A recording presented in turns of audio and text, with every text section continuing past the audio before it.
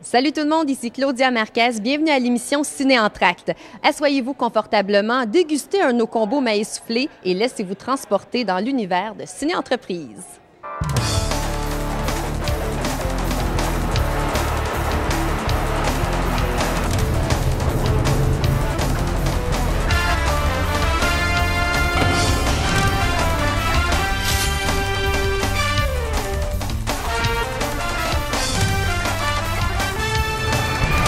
C'est pas notre combo maïs soufflé avec boisson gazeuse, mais plutôt le nom du film que nous vous présentons aujourd'hui et que vous aurez la chance de voir dans tous les cinémas Ciné-Entreprise très bientôt. J'ai eu l'honneur d'interviewer la gang du film pour nous parler de cette comédie romantique.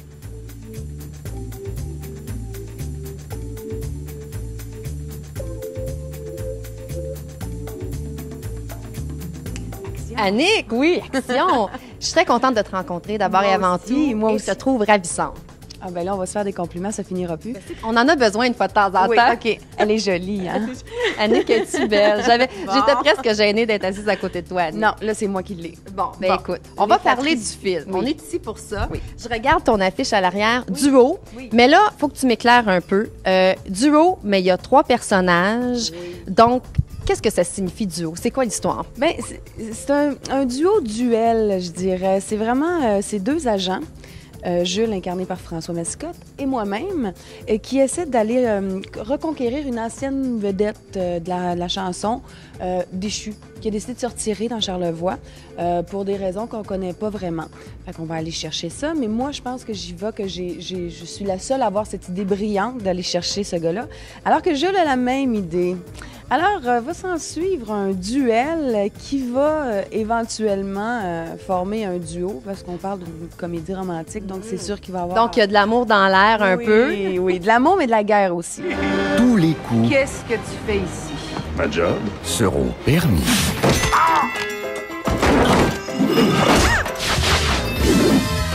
Dans ce film-là, tu joues une agente. Oui. En tant qu'artiste, bon, tu en as une agente. Oui. Puis des fois, on n'apprécie pas nécessairement le travail qu'ils font, ces gens-là. Après l'avoir vécu, est-ce que tu pourrais faire ce travail-là?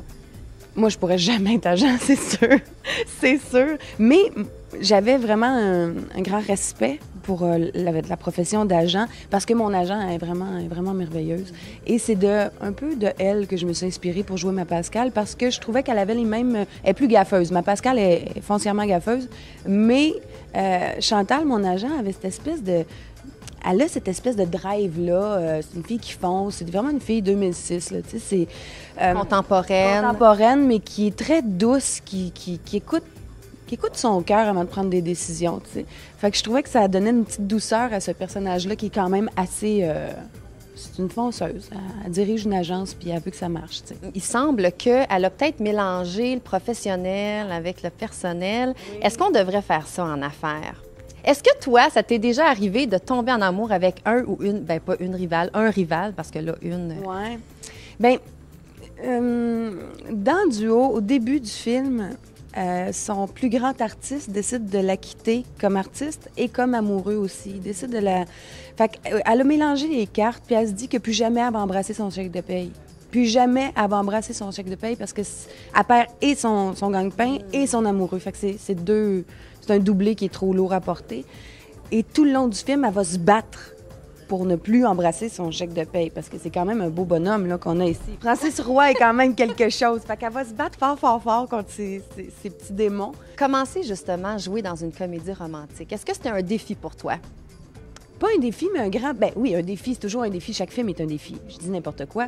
Mais la comédie romantique, moi, je suis une vraie fille. J'aime ça. Toutes les Notting Hill, tous les films de filles, j'adore ça. Toi, tu t'installes avec ta boîte de mouchoirs, puis de la crème glacée, puis t'es prête pour une soirée. Oh oui, définitivement. Le Perrier, oui, c'est... Fait que d'en jouer un, c'est jouissif, je dirais. Il y a vraiment quelque chose de... La petite fille en moi, là, quétaine romantique, est comblée, là, vraiment. Puis on l'a dit, bon, je suis un peu jalouse de ton casting parce que franchement, tu as joué avec deux beaux hommes. Ouais. Comment c'était sur les plateaux, l'atmosphère? Bien, ça a été génial parce que on est parti au début du tournage pendant 2 semaines et demie dans Charlevoix. On habitait tous là, sur le bord de la mer. On jouait dehors, sur le bord de la mer, sur la plage. Finalement, c'était des vacances. Tu n'as pas travaillé du tout, toi? Pas en tout. J'ai pas du tout travaillé pour ce film-là. Non, mais c'est vrai. Écoute, t'es à l'extérieur de Montréal. T'es dans un site complètement enchanteur. T'as ces 2 gars-là, plus Gilda Roy, plus Julie McClemens, plus David Michael, plus tous les autres qui font que t'as le party a pogné. Vraiment, le type, c'était féerique. Fait que quand on est revenu à Montréal, on rentrait en studio, c'était un peu plus plate. Tu sais, il y avait comme une magie dans Charlevoix qui était éblouissante, vraiment.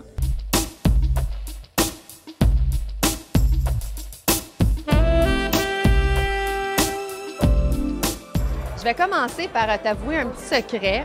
Annick et moi, on a beaucoup parlé de toi tantôt. Ah, comment ça? Bien, on parlait du casting, puis on trouvait que beau bonhomme. Ben merci, c'est tout du faux, hein? C'est pas mes cheveux. Parce que C'est pas tes cheveux? j'étais au théâtre à ce moment-là et je le suis encore. C'est pour ça que j'ai une drôle de coupe en ce moment. Alors, Je l'avais pas remarqué, là. Moi, je trouve que ça te va bien quand même. merci, mais c'est pas une coupe que j'ai d'habitude. Et j'ai les yeux verts. Et comme vous pouvez remarquer, j'ai pas les yeux verts. Plus les yeux pairs. J'ai les yeux pairs bruns, là.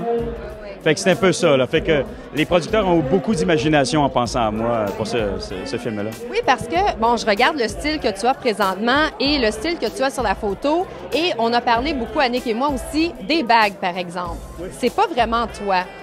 Non, c'est pas moi. Je porte pas de bijoux. Ça, c'est une entente amoureuse que j'ai avec ma blonde. C'est pour ça que je l'ai. Mais sinon, j'ai pas de bijoux, j'ai pas de collier, j'ai rien. Je suis pas le linge. Je m'achète pas de linge. Souvent, c'est sur les plateaux, le linge de mes personnages que je rachète, tout ça. Je magasine pas. Très peu, en tout cas, une fois par année, un vrai gars, je rentre dans un magasin, je dépense X dollars pour m'acheter tout ce qu'il y a là-dedans, puis c'est fini, là. Donc, déjà, physiquement, tu te rapproches pas nécessairement du personnage. Psychologiquement, c'est quoi la grande différence entre toi et ce personnage-là? Bien, souvent, c'est la première fois que moi j'ai abordé un personnage par l'extérieur. C'est que il y a des gens comme ça qui sont très conscients, et c'est pas péjoratif ce que je dis, mais très conscients de ce qu'ils veulent véhiculer à travers ce qu'ils projettent, point de vue image. Alors, je suis passé par là, et moi, je suis absolument pas conscient de ça. Je me peigne pas. Tantôt, je t'ai peigné de main. Donc, tu parlais de moi, là. Non, t'as une beauté naturelle. Oh, mon Dieu, Serge! Non, mais ça se voit. Alors, non, tu te lèves le matin dans l'air de ça. Ah, ben là, moi, j'ai terminé l'entrevue, ça fait mon affaire. Non, mais c'est ça. Alors, moi, je me peigne avec une serviette. Je fais pas attention à ça. Des fois, je mets des affaires qui ne matchent pas. Fait que, non, et lui, c'est le contraire. Alors, psychologiquement, ça dénote des choses. Ça dénote une volonté qu'on soit perçu d'une certaine façon.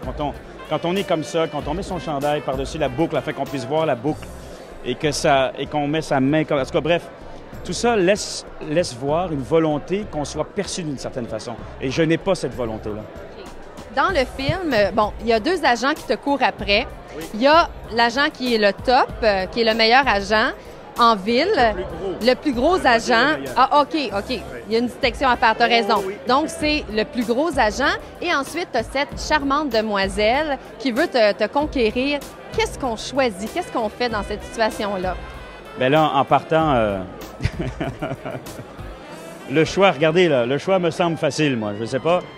On a fait un film de 2 heures là-dessus. On aurait pu rapper ça en 4 minutes, ça aurait été correct. C'est sûr que j'ai dit à Annick, je la trouve très, très belle, mais moi, c'est sûr que je suis attirée par le sexe opposé. Ben oui, je comprends pas, mais bon. Non, mais c'est sûr que François est très bon dans le film. C'est son 2e film. Mais François, c'est pas un acteur de formation, disons. C'est un humoriste qui joue à la télé et tout ça. Et il est très bon, il est très vrai. Et ça, c'est une grande qualité que j'ai découvert chez François, que je connaissais pas, que je connaissais comme tout le monde, évidemment, mais que j'avais jamais joué avec, j'avais jamais travaillé avec. Et il y a une grande vérité. Mais pour en revenir à qui je choisis, de là l'intérêt du film, c'est qu'on choisit entre le personnage de François, Jules, qui est le plus gros gérant, donc qui risque de me mener le plus loin, point de vue carrière, professionnellement. Et argent. Et argent et tout ça. Et il y a le personnage d'Annick, qui, de toute évidence, a un avantage que François n'a pas, à mes yeux.